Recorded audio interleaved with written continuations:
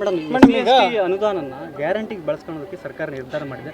BJP ಟೀಕೆ ಮಾಡ್ತಿದ್ದೆ, ಏನು ಹೇಳ್ತೀರಿ ನೀವು? 14,000 ಕೋಟಿ ಬಳಸ್ಕೊತಾ ಇದ್ದಾರೆ ನೋಡಿ. ಬಿಜೆಪಿ ಟೀಕೆಗೆ ನಾನು ಉತ್ತರ ಕೊಡೋದು ಯಾಕಂತಂದರೆ ಅವರೇ ಗೊತ್ತಿದೆ. ಅವರು ಏನು ನಾವು 2013ರಿಂದ 2018ರವರೆಗೂ ಮಾನ್ಯ ಮುಖ್ಯಮಂತ್ರಿಗಳಾದಂಥ ಸಿದ್ದರಾಮಯ್ಯನವರು ಎಷ್ಟು SC/ST ಜನಕ್ಕೆ CPTSP ಎಷ್ಟು ಇಟ್ಟಿದ್ರು, ಅದನ್ನು ಎಷ್ಟು ಅವರು ತಮ್ಮ ಸರ್ಕಾರದ ಅವಧಿಯಲ್ಲಿ ಕಡಿತ ಮಾಡಿದ್ದಾರೆ.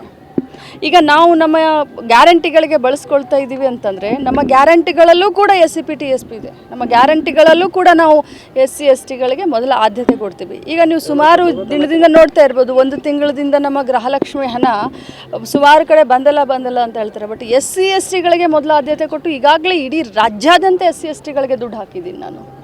ಸೊ ನಾವು ಗ್ಯಾರಂಟಿಗೆ ತೊಗೊಂಡಿದ್ದೀವಿ ಅಂತಂದರೆ ಅವರು ಕೂಡ ನಮ್ಮ ಫಲಾನುಭವಿಗಳಿದ್ದಾರೆ. ಬಟ್ ಮೊದಲು ಅವರು ಅದಕ್ಕೆ ಉತ್ತರ ಕೊಡಲಿ.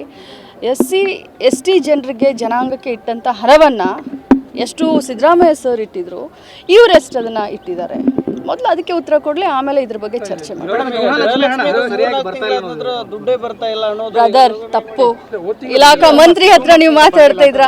ಮೇ 5ನೇ ತಾರೀಕಿಗೆ ಕೊನೆಯದಾಗಿ ಬಂದಿದೆ, ಆಯ್ತಾ? ಒಂದು ತಿಂಗಳು ಜೂನ್ 1 ಬರಬೇಕು ಅಲ್ವಾ? 3-4 ತಿಂಗಳು ಅಂತ ಹೇಳಿದ್ರೆ ತಪ್ಪು ಕಲ್ಪನೆ. ಜೂನ್ಗೂ ಕೂಡ ಈಗಾಗಲೇ DBTಯನ್ನು ಪುಷ್ ಮಾಡಾಗಿದೆ. ಆಲ್ರೆಡಿ SC/ST ಅವ್ರಿಗೆ ಈಗಾಗಲೇ ಮುಟ್ಟಿದೆ ಇಡೀ ರಾಜ್ಯದಲ್ಲಿ. ಇದು ಕೂಡ ಏನು ಜೂನು ಮತ್ತು ಜುಲೈ ಏನಿದೆ, ಜೂನದ ಮೊದಲು ಹಾಕ್ತೀವಿ, ಜುಲೈದು 15th ನಂತರ ಹಾಕ್ತೀವಿ. ಈಗಾಗಲೇ DBT ಪುಷ್ ಮಾಡಾಗಿದೆ. ಟ್ರೆಜರಿಯಿಂದ ಕ್ಲಿಯರ್ ಆಗಿ DBT ಪುಷ್ ಆಗಿದೆ. ಇನ್ನೇನು 2-3 ದಿನದಲ್ಲಿ ಎಲ್ಲರಿಗೂ ಹಣ ಸಿಗುತ್ತೆ.